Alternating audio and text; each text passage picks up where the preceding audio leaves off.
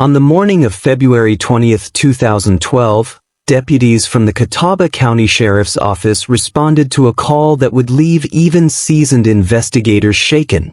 The caller was a neighbor who hadn't seen movement at the modest rental home of former pastor Victor Hensley since the previous evening.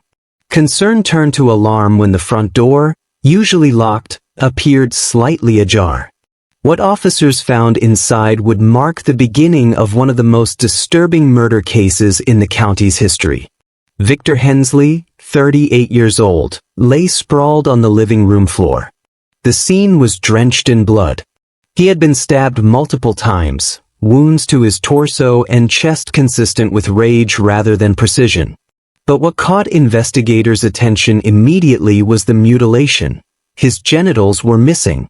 It was an act not just of killing but of symbolic destruction.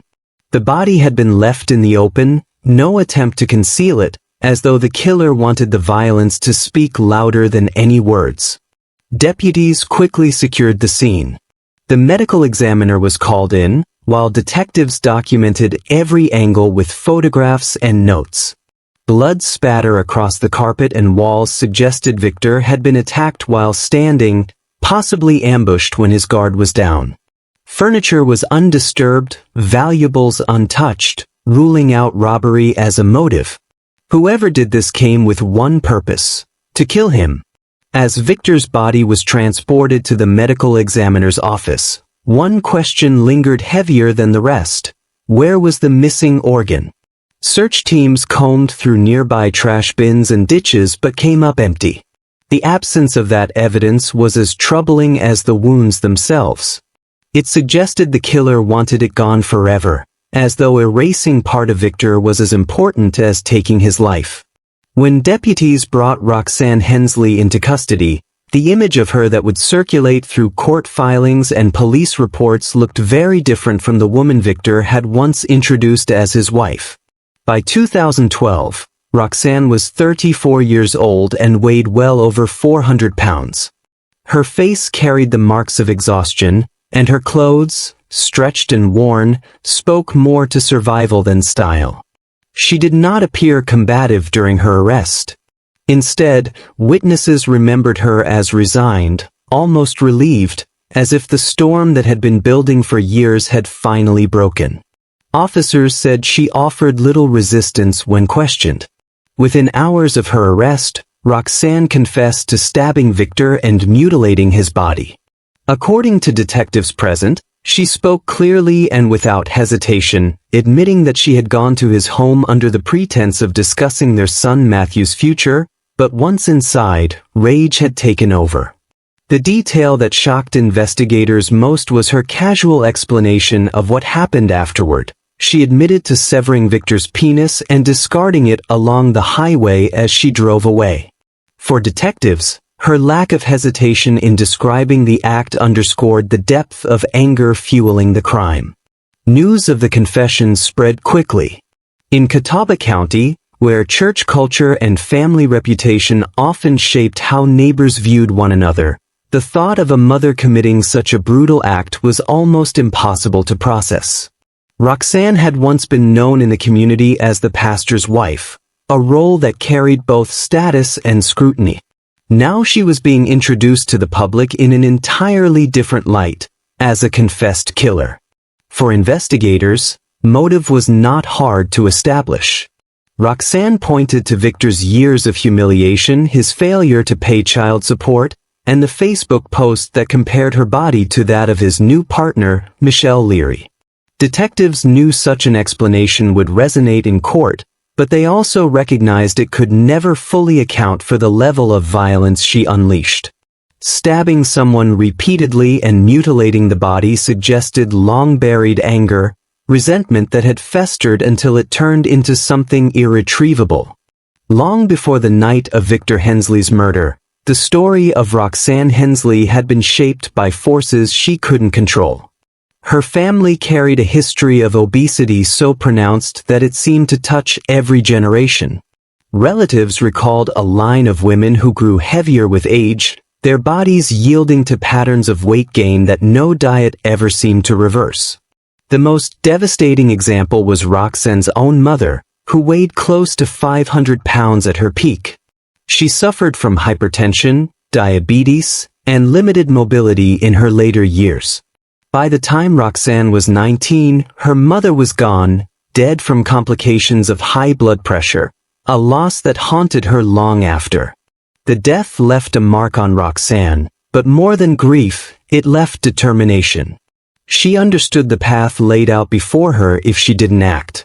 She had already seen her body begin to shift during her late teens, weight clinging to her frame despite her youth.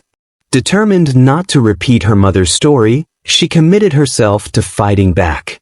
Neighbors and friends from those years remembered Roxanne as someone who was constantly in motion.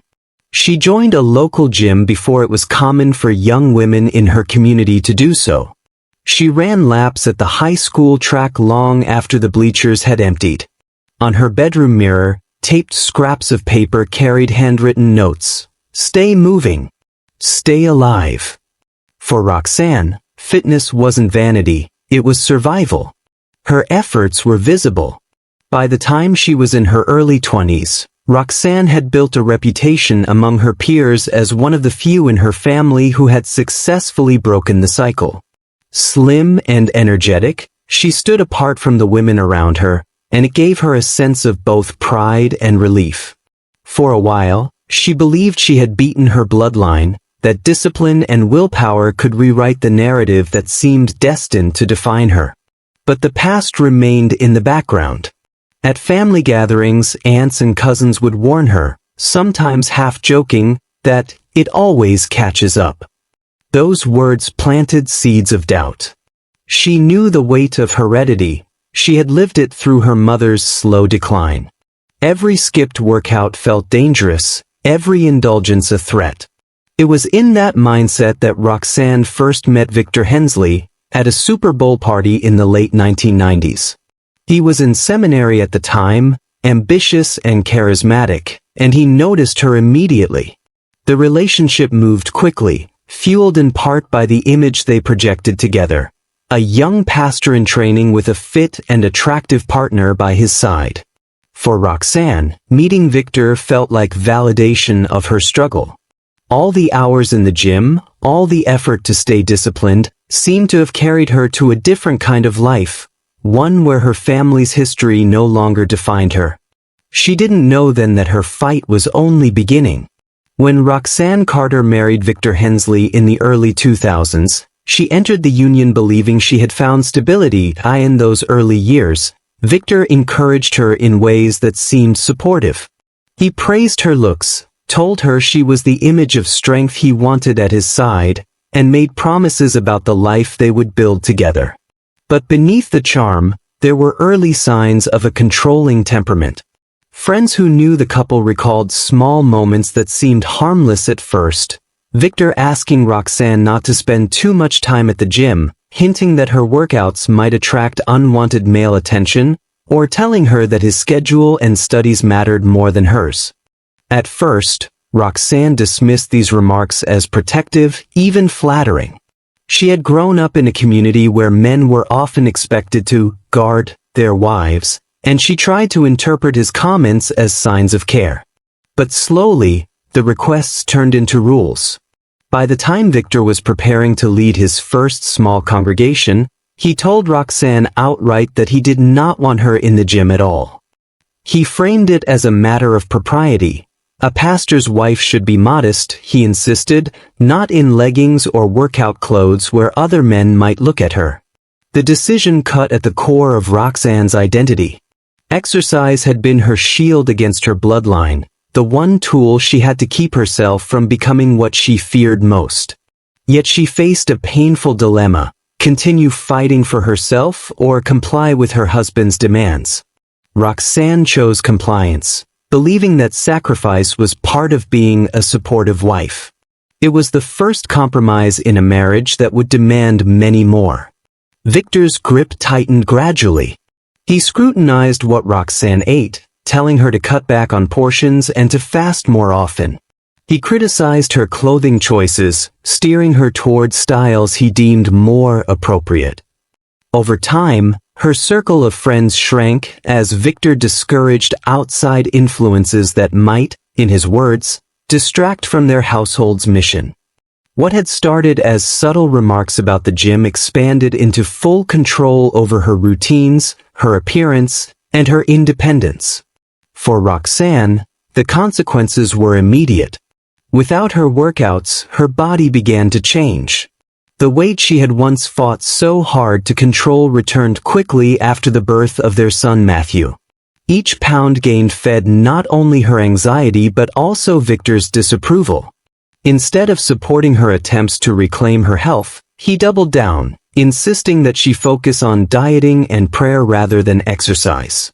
Medical advice to the contrary was brushed aside. Once they left the doctor's office, Victor's word was final. The imbalance grew sharper as Victor's pastoral ambitions expanded. He enjoyed being seen as a man of authority, and having a wife who conformed to his expectations became part of that image. Yet behind closed doors, the power dynamic left Roxanne voiceless. Friends who saw her during this period described her as quieter, more withdrawn than before, her once active presence fading into the background. She was still there at services, still fulfilling her duties as the pastor's wife, but the spark that had defined her early years seemed dimmed. This slow erosion of autonomy laid the groundwork for everything that followed. Roxanne's identity as a fighter, someone who once took control of her destiny through sheer determination, had been stripped from her piece by piece. In its place grew a woman bound by her husband's authority, mocked by church members for her weight, and denied the one outlet that had once given her strength. By the time Victor's control reached its peak, Roxanne's fight was no longer against her bloodline. It was against a husband who had turned her own survival strategy into a source of shame. That transformation would not only set the stage for her physical decline but also for the rage that would one day erupt in fatal violence. The birth of Matthew Hensley in 2004 marked a turning point in Roxanne's life. While the delivery itself was uneventful, the months that followed brought a change she had long feared. Her weight began to climb steadily. At first, the gains could be dismissed as typical postpartum struggles, but as the years passed, the increase became harder to ignore. By the time Matthew was 5, Roxanne was over 300 pounds. Within a few more years, her weight exceeded 400. Her doctors issued the same advice she had once embraced: return to regular exercise, rebuild the active lifestyle that had kept her healthy in her early 20s. They urged her to address the risk factors that were now piling up: high blood pressure, increased strain on her joints, and a heightened risk for diabetes. Roxanne listened carefully in the exam rooms, nodding, asking questions. But once she stepped outside, the reality of her marriage closed in. Victor rejected the medical recommendations outright. To him, exercise was still inappropriate. He insisted that her health could be managed through diet, fasting, and prayer. He accused her of seeking attention from other men whenever she asked about rejoining a gym. Over time, his objections hardened into prohibitions. Friends remembered Roxanne mentioning that she sometimes tried walking in the neighborhood after dark, but Victor quickly shut that down too. He wanted her out of sight, convinced that even simple exercise was a risk to his control. As her body grew larger, so did the whispers. Church culture often put the pastor's wife under a microscope, and Roxanne was no exception. Parishioners coined a nickname that spread quietly through pews and Sunday potlucks: the First Lady who filled the earth. It was cruel, a mocking twist on the title of respect usually given to a pastor's wife. The nickname cut deep, though Roxanne rarely confronted those who used it. Instead, she endured the humiliation in silence, aware that the people she was supposed to lead spiritually now saw her as a spectacle. Every Sunday, her presence in the church became a reminder of what she had lost, not just her figure, but her dignity. The more her body changed, the more her role seemed to shrink. Victor still commanded attention from the pulpit, but Roxanne's place beside him became a source of ridicule rather than reverence. By 2010, while Roxanne Hensley struggled under the weight of ridicule and declining health, Victor Hensley was leading a very different life. Privately, he had entered into a relationship that would scandalize the community once exposed, one that began not in pews or fellowship halls, but online. Investigators later traced the origins of Victor's relationship with Michelle Leary, a transgender woman living in Charlotte, through internet records. The two had first connected in 2009 through a chat forum. Victor, no longer bound by the oversight of church elders, explored online spaces where anonymity allowed him to indulge curiosities without judgment. Michelle was open about her identity from the beginning, and the connection developed quickly. What started as late-night conversations soon crossed into emotional intimacy. By the time they met in person, Victor had already begun confiding in Michelle about his frustrations with Roxanne. He spoke of her weight gain, of the humiliation he claimed to suffer as the husband of a wife mocked by their community. For Michelle, who lived with her own history of rejection and judgment, the attention from Victor seemed genuine. She would later tell investigators that Victor treated her as if she were his chance at starting over, someone who understood him without the baggage of his past. The secrecy only heightened the thrill. Victor made trips to Charlotte under the pretense of ministry work or counseling sessions, but his true destination was Michelle's apartment. The affair deepened, and by 2011, it was no longer casual. Victor began speaking openly of leaving Roxanne, promising Michelle a future together. Their relationship was no longer confined to hidden weekends, it spilled into public spaces in Charlotte, where Victor felt safer being seen with her than in Catawba County, where eyes from the church still lingered. But secrecy has limits, and by late 2011, whispers began to circulate. Parishioners who still kept tabs on Victor noticed his absences, his frequent trips out of town, his unexplained expenses. Some claimed they had spotted him in Charlotte in the company of a woman they didn't recognize. Others suspected infidelity long before Michelle's name entered the picture. For Roxanne, the truth arrived in fragments, unexplained credit card charges, hushed conversations, a growing distance that could no longer be denied. The affair was eventually confirmed, and its nature stunned those around Victor. For a man who had once preached conservatism and morality from the pulpit, a relationship with a transgender woman shattered the image he had carefully cultivated. Church elders who had once defended him were forced to confront the truth. Confrontations followed, and in early 2012, Victor was formally stripped of any remaining pastoral duties. His fall from grace was complete. For Roxanne, the affair was both betrayal and vindication. She had been blamed for Victor's restlessness, her body mocked as the reason he strayed. But the reality showed something deeper. Victor's dissatisfaction had less to do with her size and more to do with his own desires. Yet this vindication brought no comfort. Instead, it fueled her humiliation. Not only had he abandoned her, but he had done so publicly, his choices throwing her already ridiculed body into sharper contrast against Michelle's presence. Detectives reviewing the case later pointed to this period as the most volatile stage of Victor and Roxanne's relationship. Divorce filings soon followed, with Victor citing loss of attraction and Roxanne's weight as grounds. Court records showed Roxanne fought for custody of Matthew and won, while Victor was ordered to provide monthly child support. He resented the arrangement, and his bitterness seeped into his behavior online. By the time of the murder in February 2012, Victor's double life was no longer hidden. He had married Michelle, moved her into his home, and made their relationship public.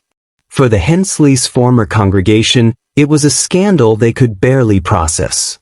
For Roxanne, it was the final insult in a chain of humiliations stretching back nearly a decade. Victor believed he had built a new life in Charlotte, free from the shadows of his past. But the secrecy, the thrill, and the crossing of lines he once thought liberating would prove deadly. What began as an escape from a failing marriage had instead laid the groundwork for the crime that would end his life, a murder driven not by strangers, but by the very woman who had once stood at his side in the pews of Catawba County. By the spring of 2012, Victor Hensley had remade himself in his own eyes. Though disgraced as a pastor and estranged from his former congregation, he now presented life with Michelle Leary as proof that he had moved on. Photographs of their outings, their dinners in Charlotte, and their small circle of friends began appearing on his Facebook page. For Victor, social media became a stage, one where he could rewrite the story of his fall. But the posts weren't just about celebration. They often came laced with contempt for his past and for Roxanne. The most damaging of those posts appeared in early February. Investigators later recovered screenshots, preserved by multiple people in the community, of Victor placing two photographs side by side. On one was Michelle, smiling, carefully posed. On the other was Roxanne, taken during a church function years earlier, heavier, standing off guard. The caption was pointed, designed to humiliate. One is a partner, the other is baggage. Don't yoke yourself to dead weight. The post spread quickly. Friends of Victor shared it, some with amusement, others with shock. It spilled beyond his immediate circle, reaching people who knew Roxanne only in passing. By the time she saw it, the damage was already done. For Roxanne, who had endured years of whispers about her body and humiliation within her own marriage, the public mockery was unbearable. The nickname, First Lady Who Filled the Earth, had once been whispered behind her back. Now, her own ex-husband had turned that ridicule into a spectacle for anyone with an internet connection to see. Witnesses who spoke with Roxanne in the days after the post described her as shaken. A close acquaintance said she was furious, but quieter than I'd ever seen her, the kind of silence that carried more weight than shouting. She did not comment publicly on the post, nor did she confront Victor online. But those who knew her believed it marked the moment something shifted. After the Facebook post that mocked her body and exalted her replacement, Roxanne Hensley no longer confined her anger to private conversations.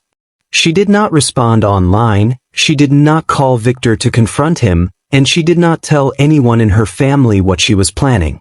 Instead, she acted in silence. In the days following the humiliation, Roxanne began to watch Victor's every move. Investigators later pieced together her surveillance through witness accounts and her own confession. On the night of February 17th, she drove to Victor's neighborhood and parked several houses down. From the street, she could see who came and went from the modest home he now shared with Michelle Leary. She sat in her car for hours, engine off, lights out, her presence unnoticed by neighbors. That night, Michelle's vehicle was gone. Victor came and went once, returning with takeout food. By midnight, the house went dark. The following evening, Roxanne returned. Again, she parked away from the driveway, this time on a side street where she could see the back of the house through gaps in the trees. She stayed long enough to learn the rhythm of the household. Michelle left in the late afternoon, presumably for work in Charlotte. Victor remained inside. The lights flickered on and off through different rooms, a pattern that suggested he was alone. When the house went dark again, Roxanne noted the time. On February 18th, Roxanne took her surveillance a step further. She followed Victor briefly when he left the house in the afternoon. Driving at a distance, she tracked him to a local hardware store, then to a grocery store before he returned home. These movements confirmed what she already suspected. Victor had a routine, and he was predictable. By watching him, she learned not only when he was alone but how little he varied his days. When detectives questioned Roxanne after her arrest, she admitted the surveillance without hesitation. She described sitting in her car, watching his lights go out, and following his car at a distance. She told them she wanted to be sure of her timing, to know when he was alone and when Michelle was out of the way. In her words, "I had to make sure it was just him. I wanted him to hear me. I wanted him to feel it." 2 nights of watching became the foundation for what came next. On February 19th, Roxanne would no longer be parked down the street, waiting in silence. She would walk through his door, stand in his living room, and act on the rage that had been building for years. The surveillance phase ended not with relief but with resolution, the decision that Victor's final humiliation would be the last he ever delivered. On the evening of February 19, 2012, Roxanne Hensley put her plan into motion. This time, she drove directly to his home. It was shortly after 7:30 p.m. when her car pulled into the neighborhood. By then, she knew Michelle Leary was not there. Victor was alone. According to Roxanne's later confession, she approached the house carrying nothing that suggested violence. She had decided to frame her visit as a discussion about their son, Matthew. She knocked, and when he opened the door, she told him she wanted to talk about their child's future. Detectives believed the familiarity of her presence, the mother of his son, someone who still had ties to his life, was enough for Victor to let her inside without suspicion. What happened once she crossed the threshold was reconstructed through forensic evidence and Roxanne's own statements. The two exchanged words in the living room. Roxanne said she steered the conversation toward Matthew's schooling and Victor's unpaid child support. At some point, Victor walked into the kitchen, perhaps to get water. It was there, with his back turned, that Roxanne struck. The first stab entered Victor's side. The blade cut deep, forcing him to stumble forward. Blood spattered across the linoleum floor. He turned, but Roxanne pressed forward. In her confession, she admitted to stabbing him repeatedly, targeting his chest and torso. Forensic analysis later counted more than a dozen wounds. The pattern of injuries told investigators this was not a calculated execution, it was a sustained assault, fueled by rage. Victor collapsed in the living room, leaving a trail of blood from the kitchen doorway to the carpet where he fell. But the attack did not end with the stabbing. In a final act that shocked even veteran investigators, Roxanne took a knife to Victor's genitals. With deliberate force, she severed his penis. For law enforcement, the mutilation changed the nature of the crime. It was no longer just homicide. It was a symbolic act of vengeance, meant to erase the part of Victor that had defined his betrayal. The mutilation left detectives with another chilling detail: the missing organ was never recovered. Roxanne admitted during interrogation that she left the house carrying it, then drove along a rural highway. Somewhere on that drive, she claimed, she rolled down her window and threw it out. Search teams combed ditches, culverts, and trash bins along the route but found nothing. The absence of the evidence gave the crime a lingering mystery, one that prosecutors would later emphasize in court. Back at the house, Victor's body remained in the open. He was found lying face up, his shirt soaked through, blood pooling beneath him. The room was quiet, the furniture untouched, as though nothing mattered but the violence itself. Roxanne did not attempt to clean or conceal what she had done. She left, drove home, and carried on in silence until deputies arrived the following day. By the time the investigation reached trial, the narrative of that February night was clear. Roxanne had used the subject of their son as her entry point, waited for her moment, and unleashed years of pent-up anger with a knife. The killing was brutal. The mutilation was deliberate. The missing organ ensured the crime would never lose its grotesque edge. The trial began in late 2012 and drew packed attendance each day. Community members filled the benches, some out of curiosity, others out of lingering loyalty to Victor or Roxanne. The prosecution laid out the facts plainly. Roxanne had surveilled Victor for 2 days, entered his home under false pretenses, stabbed him multiple times, and mutilated his body. The state argued that her actions showed clear premeditation, especially her surveillance, and demanded the harshest possible punishment. The defense did not contest the killing but tried to frame it within the context of years of emotional abuse and public humiliation. They pointed to Victor's control over Roxanne's life, the church's ridicule, and the Facebook post that had been preserved in multiple screenshots.